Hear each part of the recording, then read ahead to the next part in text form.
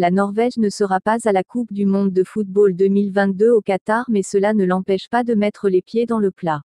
En plein congrès de la FIFA, la Fédération internationale, devant tous les hauts dirigeants de l'instance et les représentants du football mondial, Lise Klaveness s'est fendue d'un discours pour le moins engagé, jeudi 31 mars 2022. Invitée comme chacun à prendre la parole à l'issue de la séance, la présidente de la Fédération norvégienne, 40 ans, a saisi l'opportunité de monter sur l'estrade et de faire passer son message. En 2010, la Coupe du Monde a été attribuée par la FIFA de manière inacceptable avec des conséquences inacceptables, a-t-elle dans un premier temps lancé à Doha, capitale du Qatar.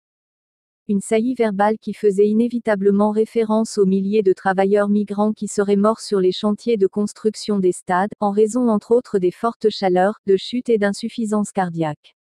L'ex-internationale norvégienne, finaliste de l'Euro en 2005, et joueuse professionnelle dans son pays ne s'est pas arrêtée là et a exposé un à un ses griefs contre le Qatar, pays où le respect des droits de l'homme pose grandement question. Pour elle, c'est une question de principe.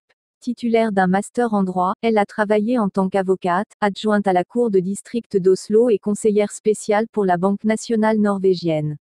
Elle s'est spécialisée dans le droit du travail et a ainsi été confrontée à des litiges entre des clubs de football et leurs employés.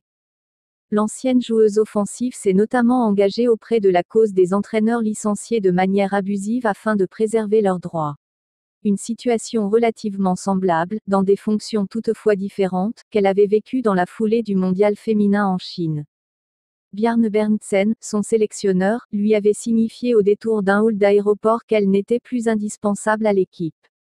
La méthode avait provoqué un vaste tollé, suscitant l'indignation des joueuses et précipitant la retraite internationale de Lise Klaveness, laquelle en est finalement sortie à la nomination d'Eli Landsem en tant que sélectionneuse, 2 ans plus tard.